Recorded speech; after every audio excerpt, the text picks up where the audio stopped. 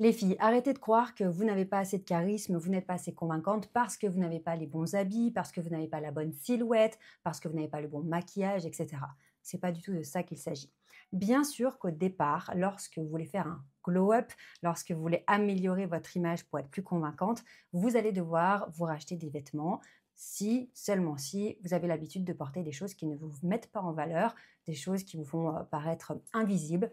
Vous savez, cette habitude de s'habiller, dans des tons très, je vais pas dire des tons beige et cetera, parce qu'on peut avoir un magnifique look du style dans un camailleux de beige. Mais vous voyez des vêtements qui n'ont pas de forme, vous n'avez pas de style et vous êtes dans un ce qu'on appelle no look. Ce n'est pas que vous êtes nul ou vous n'êtes pas faite pour ça. Ça vient d'abord de l'intérieur parce que vous avez peur de vous montrer, vous avez peur de vous affirmer et je vous en parle parce que c'était mon cas aussi.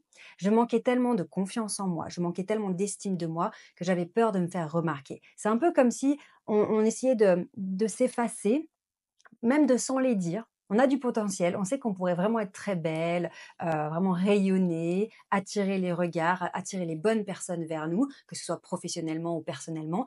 Mais on a tellement peu confiance en nous, on a tellement peur, du retour des gens, que ce soit négatif ou positif, qu'on préfère s'effacer et s'effacer en se négligeant. Vous négligez votre style, vous négligez votre apparence, en vous cachant derrière une espèce de fausse humilité, toutes ces injonctions, «Attention, ne te fais pas trop remarquer, non ça c'est vulgaire, non ça c'est too much, non quand même tu vas pas sortir comme ça» et cetera et cetera. Alors la première chose donc à comprendre, c'est que certes, on va d'abord changer les vêtements pour sortir de ce no look, de ce truc invisible, flou, il y a pas de style, il y a pas d'affirmation, on sait pas qui vous êtes, pour aller dans quelque chose de plus affirmé, de plus raffiné et cetera. On arrête de se négliger. Ça, c'est la première chose. OK, première étape. Mais ça ne va pas suffire, d'accord? Il va falloir faire un travail sur vous parce que je vous donne un exemple. J'ai des vêtements que je porte. Quasiment la majorité de mes vêtements, je les ai depuis, 5 ans, 6 ans, d'accord? Et ces mêmes vêtements, quand je les porte aujourd'hui, eh bien, je n'ai pas du tout le même style et la même allure qu'il y a 5 ans. Alors, on pourrait se dire: «Mais est-ce que tu as pris du poids, perdu du poids, tu as changé quelque chose, tu as fait des trucs esthétiques sur toi?»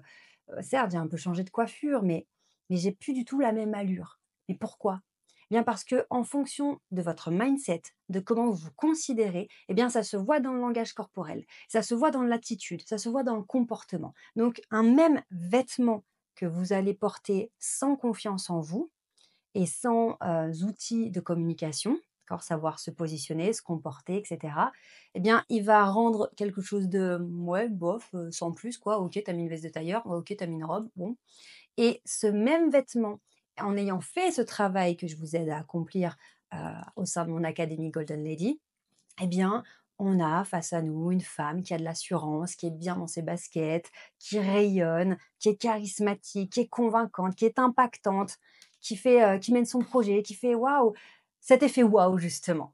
Donc, certes, il y a un premier step à passer. On change de vêtements parce que on enlève tout ce qui est, trop vieux, trop pourri, has-been ou vraiment du «non là quand même ça fait 13 années 2000, on peut plus porter ça» et cetera. On enlève tout ça, on choisit des vêtements qui sont dans notre style, qui nous mettent en valeur. Il ne s'agit pas du tout de prix. N'importe où, dans n'importe quelle enseigne, on peut trouver des vêtements qui correspondent à notre style, d'accord? Donc on ne prend pas l'excuse: «J'ai pas de budget shopping» et c'est petit à petit, voilà, chaque mois, on va acheter un truc ou 2 et puis petit à petit, au bout de 6 mois, 1 an, boum, le dressing n'a plus rien à voir. Et à partir de là, attention, on fait le travail intérieur. Et c'est pour ça que j'ai créé la méthode STAIR. Le STAIR, STER, ça signifie système de transformation, parce que c'est vraiment tout un système, un engrenage dans lequel vous rentrez et vous transformez l'extérieurement, mais aussi intérieurement, pour l'autonomie, hein. Le A de STER, ça veut dire autonomie, on se sent bien, bonne gestion des émotions, on sait se motiver, on sait passer à l'action, on réussit parce qu'on a confiance en soi à sortir de notre zone de confort, etc., etc. Donc ça, c'est l'autonomie. On n'est plus dépendante affective, on a besoin que notre mari nous rassure sur nos compétences et qui nous disent: «Oui, tu peux y aller». Non, non, on décide d'y aller toute seule. On récupère notre pouvoir personnel. Donc ça, c'est tout l'aspect autonomie. Et puis, IR de STER, ça veut dire intelligence relationnelle. On sait gérer notre relationnel, d'accord? Et gérer son relationnel, C'est bien sûr savoir, faire preuve de, diplomatie, de communication, non violente, avoir de l'assertivité, ça veut dire savoir s'affirmer sans entrer en conflit. Toutes ces choses sont vraiment importantes, savoir dire non quand vous souhaitez dire non et arrêter d'obéir comme une petite fille, arrêter de toujours courir, pour les uns et les autres et de vous oublier, de vous sacrifier. Tout ça, c'est important et ça passe aussi à travers vos vêtements, votre image, votre attitude, votre comportement puisque quand vous arrivez quelque part, que ce soit dans la famille, que ce soit au boulot, devant des clients, dehors, face à des inconnus, eh bien, les gens vont vous juger. Et oui, parce qu'ils doivent se faire une idée de qui vous êtes, quelles sont vos intentions. C'est d'abord une question de survie, donc oui, on aura forcément un avis sur vous.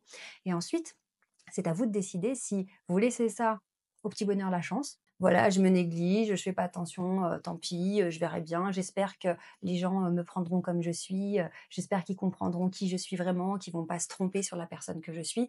Mais comment espérer que les gens sachent qui vous êtes si vous envoyez les mauvais signaux? C'est pas possible. Donc ce qui est important, c'est de reprendre ce pouvoir, se dire: «OK, voilà ce que je veux qu'on pense de moi».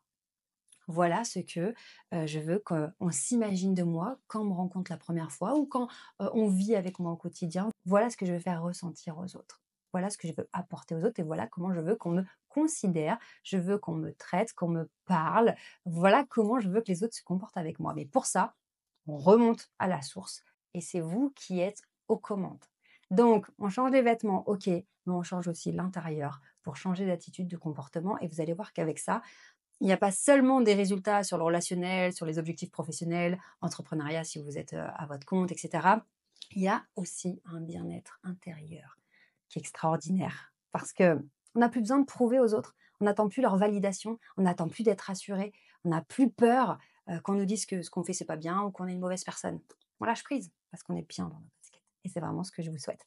Pensez bien à vous abonner à la chaîne, cliquez sur la cloche de notification pour être, tenu informé lorsque je sors une nouvelle vidéo et vous savez qu'on vous offre, pour celles parmi vous qui ont décidé de se transformer, de changer, eh bien, on vous offre un rendez-vous. C'est un bilan personnalisé avec un membre de mon équipe. Je les appelle les Success Managers. Vous prenez ce rendez-vous, ça permet de faire un point sur votre situation, de voir ce que vous devriez changer pour être beaucoup plus convaincante, être mieux dans vos baskets, quels sont les outils qu'il vous manque dans votre communication. Donc, pour avoir votre rendez-vous, il suffit de cliquer sur le lien dans la description. On se retrouve tout de suite pour une autre vidéo.